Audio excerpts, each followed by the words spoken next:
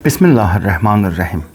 Əziz müsəlmanlar, bədən üzvləri içərisində göz qədər naşükür orqan yoxdur. Bunu Həzrəti Əli əleyhissalam öz hədislərinin birində buyurmuşdu. Nə qədər onu suya çəksən də, nə qədər baxsa da baxmaqdan doymur və göz sulanmır. Belə ki, gözün istəyinə çox tabi olmayın.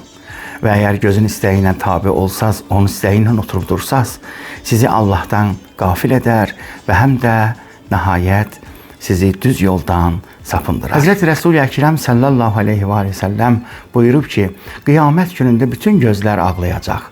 3 gözdən başqa ki, o gözlər ağlamayacaq.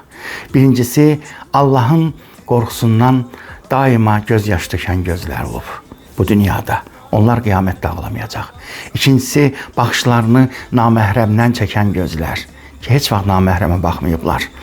Onlar da ağlamayacaq.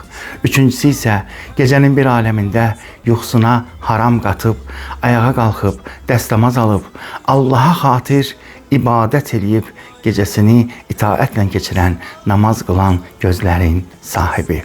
Xanım Fatimə-i Zəhra salamullahi əleyhadan sual edilər ki, bir xanım üçün ən bəyəniləsi, layiqli əməl hansıdır? Buyurdu ki, bir qadın üçün ən gözəl əməl budur ki, nə o qadın bir naməhrəmi görsün və ona baxsın, nə də hər hansısa bir naməhrəm həmin qadına baxsın və onu görsün. İmam Sadiq əleyhissalam buyurub ki, əgər bir şəxs naməhrəmi gördükdə baxışlarını göyə tərəf baxarsa, yaxud da ki, baxışlarını bir kənara çəkərsə, yaxud gözlərini yumarsa, həmin şəxs Allah tərəfindən qiyamət günündə behişt xanımları ilə evləndirilər, izdivac olunar.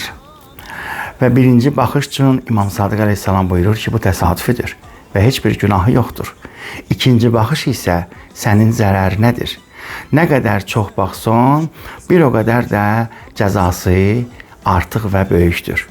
Üçüncü baxış isə bu artıq həlakətdir və əzabdır. Quran-ı Kərimin də Nur surəsində Allah təbarək və təala bizlərə buyurur ki, Ya Rəsul, ey Peyğəmbər, mömin kişilərə denən ki, naməhrəmə baxmaqdan gözlərini yumsunlar və öz abırlı yerlərini qorusunlar, hifz eləsinlər ki, bu onlar üçün daha yaxşı və daha təmiz və pakdır. Eləcə də möminə qadınlara da tapşırıram ki, onlar da naməhrəmə baxmasınlar və öz zinətlərini gizlin saxlasınlar. Allah bizi bu günahdan uzaq etsin inşallah.